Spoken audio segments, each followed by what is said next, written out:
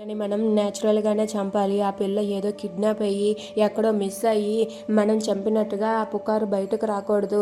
ఆ పిల్ల మనతో గొడవపడి మామూలుగానే చనిపోయినట్లుగా బయటకు రావాలి. అర్థమైంది కదా, చెప్పింది అర్థమైంది కదా అని చెప్పి అంటాడు. దాంతో ఆ రౌడీ అయితే సరే అని చెప్పి అంటాడు. ఇక అక్కడ ఉన్న చిన్ని అయితే అలా స్కూటీ మీద వస్తూ ఉంటుంది. అలా స్కూటీ మీద వస్తూ ఉండగా ఇంతలో ఆ రౌడీ చిన్నికి ఎదురుపడి స్కూటీని ఆపుతాడు. దాంతో అక్కడ ఉన్న ఆ మధు అయితే ఏంటి మిస్టర్ కళ్ళు కనిపించడం లేదా అని చెప్పి అంటూ ఉంటుంది చిన్ని. ఆ మాట వినగానే ఆ రౌడీ అయితే కళ్ళు కనిపిస్తున్నాయి, ఎందుకు కనిపించలేదు, సూపర్ ఫిగర్ నువ్వు అని చెప్పి అంటాడు. ఆ మాట వినగానే వెంటనే చిన్ని స్కూటీ దిగి తన ఎదురుగా వచ్చి నిలబడి ఏ తాగి వచ్చావా అని చెప్పి అడుగుతుంది.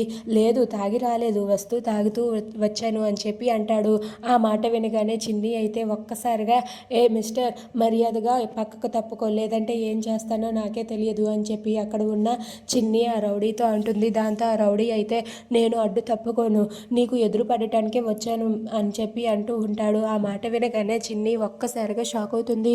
మర్యాదగా అడ్డు తప్పుకుంటావా లేదా అని చెప్పి స్కూటీ తీయడానికి వెళ్తూ ఉంటుంది. వెళ్తూ ఉండగా ఆ రౌడీ అయితే చిన్ని చేయి పట్టుకుంటాడు. ఇక అది చూసి చిన్ని ఒక్కసారిగా షాక్ అవుతుంది. దాంతో అక్కడ ఉన్న రౌడీ అయితే చిన్ని చేయి పట్టుకుని లాగుతూ ఆ రౌడీల దగ్గరకు తీసుకుని వెళ్తూ ఉంటాడు. అది చూసి చిన్ని ఒక్కసారిగా షాక్ అయ్యి ఏ నన్ను వదులుతావా లేదా, ఎంత ధైర్యం నా చేయి పట్టుకోవడానికి, మర్యాదగా నా చేయి వదులు అని చెప్పి చిన్ని అంటుంది. దాంతో రౌడీ అయితే వదలడానికి పట్టుకోలేదు, తీసుకొని వెళ్ళడానికి పట్టుకున్నాను అని చెప్పి అంటాడు. ఇక దాంతో చిన్ని ఒక్కసారిగా షాక్ అయ్యి అలా ఉండిపోతుంది.